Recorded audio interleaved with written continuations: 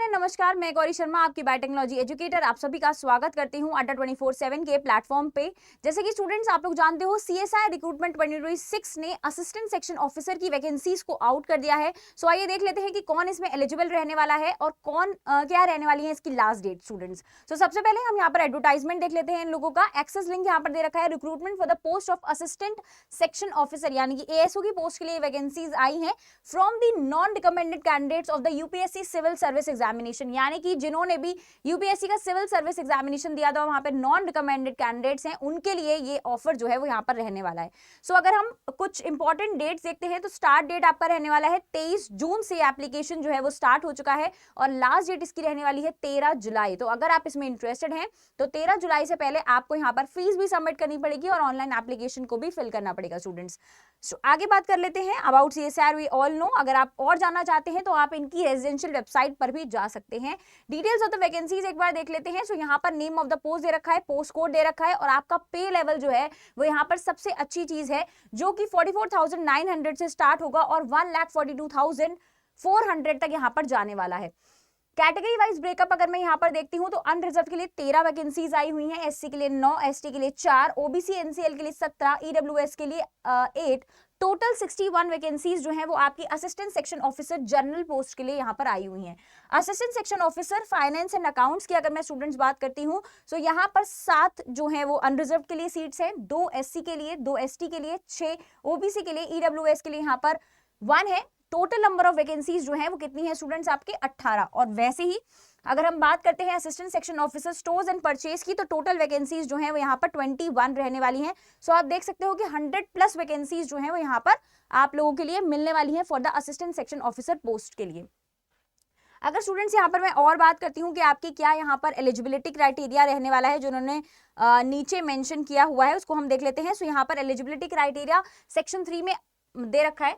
Only those candidates who are processing a university degree, यानी कि अगर आपके पास यूनिवर्सिटी की डिग्री है यानी कि आपने बैचलर्स किया हुआ है, and who are non recommended candidates of the civil service examination 2024 यानी कि सीएससी के नॉन रिकमेंडेड कैंडिडेट्स हैं, तभी आप यहां पर अप्लाई कर सकते हैं। Conducted by the Union Public Service Commission as per the list details available on the UPSC Pratibha Setu portal, यानी कि अगर इनका जो पोर्टल है वहां पर आपका कैंडिडेट्स में नेम है तभी आप इस असिस्टेंट सेक्शन ऑफिसर की वैकेंसी के लिए यहां पर अप्लाई कर सकते हो स्टूडेंट्स। ठीक है, candidates who do not fulfill these eligibility conditions need not to apply against this advertisement। यहाँ पर क्लियरली मेंशन है कि अगर आप सीएससी के स्टूडेंट नहीं है, कैंडिडेट नहीं है, नॉन रिकमेंडेड, तो आप यहाँ पर अप्लाई नहीं कर सकते हो। ठीक है, एज लिमिट देख लेते हैं, नॉट एक्सीडिंग 33 ईयर्स। यहाँ पर closing date of online application से अगर आपका जो एज है वो 33 ईयर्स का है सो आप यहाँ पर अप्लाई कर सकते हो। यहाँ पर रिलैक्सेशन भी यहाँ पर दे रखा है कि शेड्यूल कास्ट शेड्यूल ट्राइब्स के लिए 5 साल का है, ओबीसी के लिए 3 साल का है, पीडब्ल्यूडी यूनिवर्सिटी के लिए 10 साल का है अनरिजर्व के लिए, एंड एससी एसटी के लिए 15 साल का है, 13 साल का है ओबीसी के लिए, एस सर्विसमैन के लिए 3 इयर्स का दे रखा है, सीएसआई डिपार्टमेंटल कैंडिडेट्स के लिए 5 साल का, और किसी भी और कैटेगरी यानी कि अनरिजर्व कैटेगरी के लिए कोई भी यहाँ पर रिलैक्सेशन नहीं दिया हुआ है। ठीक है, आगे बढ़ते हैं स्टूडेंट्स। एप्लीकेशन फी की अगर मैं यहाँ पर बात करती हूँ तो unreserved OBC and EWS categories को यहाँ पर 500 का फीस देना है। बाकी जितनी भी कैटेगरीज हैं along with women nil fees है, यानी कि वुमेन जो है वो यहाँ पर एग्जेम्प्टेड है किसी भी फीस को देने के लिए। सिलेक्शन प्रोसीजर की अगर मैं स्टूडेंट्स यहाँ पर बात करती हूँ तो यहाँ पर दे रखा है applications received in response to the advertisement shall be screened for the shortlisting of the candidates to be called for the computer proficiency test, यानी कि जिन भी लोगों का यहाँ पर शॉर्टलिस्टिंग होगा उनको सीबीटी मोड में बुलाया जाएगा, मतलब सीबीटी एग्जामिनेशन के लिए यहाँ पर आपको सिलेक्ट किया जाएगा।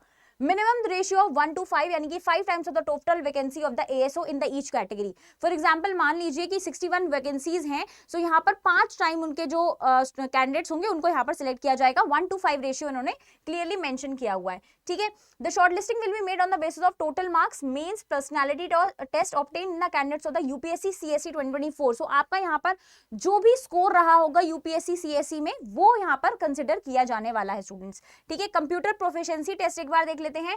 सो यहाँ पर 100 मार्क्स का पेपर होने वाला है, 1 आवर ड्यूरेशन यानी कि 1 घंटा आपको मिलेगा उस पेपर को सॉल्व करने के लिए। It will be only qualifying in nature. The CPT will judge proficiency in the word processing, spreadsheet, generation of the slide. Exercise will include a typing passage or the other word processing exercises. So यहाँ पर उन्होंने clearly mention किया है कि क्या क्या चीजें आपसे पूछी जाने वाली हैं कैटेगरी अनरिजर्व के लिए। मिनिमम थ्रेशोल्ड परसेंटेज जो है वो 40% का रहने वाला है, यानी कि मिनिमम मार्क्स जो है वो 40 मार्क्स आपके रहने वाले हैं यहाँ पर, ठीक है। इसी तरीके से और कैटेगरीज के लिए भी इन्होंने यहाँ पर मेंशन कर दिया है।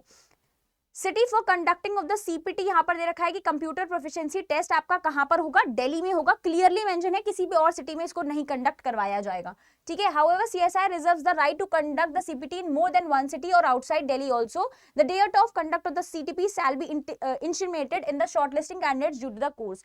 तो यहाँ पर क्लियरली मेंशन है बेटा कि दिल्ली में होना चाहिए सीएसआर का वैसे तो, लेकिन आउटसाइड द सिटी भी करवा सकते हैं, यानी कि दिल्ली के अलावा कोई दूसरी सिटी भी हो सकती है या फिर एक से ज्यादा सिटीज भी ये कवर कर सकते हैं। और जो भी यहाँ पर डेट रहने वाली है सीपीटी मोड की, वो यहाँ पर आप लोगों को शॉर्टलिस्टिंग क्राइटेरिया के बाद जो है वो बता दी जाएगी, ठीक है। कैडरे एलोकेशन जो है वो single merit list will be prepared, एक सिंगल मेरिट लिस्ट यहाँ पर प्रिपेयर किए जाएगा। Methodology of the resolution of the cases भी यहाँ पर क्लियरली मेंशन है, सो आप इसको आराम से पढ़ सकते हो। हाउ टू अप्लाई, किस तरीके से आपको अप्लाई करना है वो एक बार देख लेते हैं students. Before proceeding to the online application kindly go through the instructions. आपको इंस्ट्रक्शंस जो है वो बहुत अच्छी तरीके से पढ़ने हैं।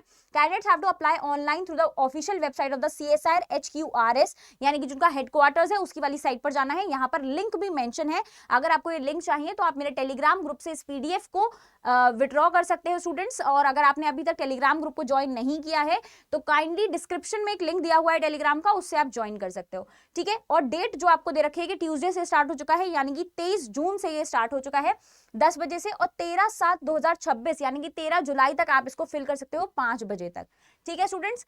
यहाँ पर और भी बहुत सारी चीजें दे रखी हैं कि क्या क्या चीजें आपको चाहिए, जैसे कि आपके सारे जितने भी डॉक्यूमेंट्स हैं वो सब होने चाहिए, फोटोज वगैरह होनी चाहिए, साथ ही साथ में सिग्नेचर डॉक्यूमेंट्स होने चाहिए, सेल्फ अटेस्टेड फॉर्म में होने चाहिए, और CSE रिकमेंडेड जो स्टूडेंट्स थे उन्हीं को यहाँ पर अप्लाई करना है। सो अगर आप ऐसे स्टूडेंट हो जिसके पास ग्रेजुएशन का डिग्री है और नॉन रिकमेंडेड कैंडिडेट्स हो UPSC CSE के, सो यहाँ पर आप 13 जुलाई से पहले अप्लाई कर सकते हो, क्योंकि यहाँ पर जो फीस का स्ट्रक्चर है स्टूडेंट्स वो बहुत ही अच्छा रहने वाला है। 1,42,400 रुपए जो है वो आपका सैलरी स्ट्रक्चर जा सकता है। धन्यवाद।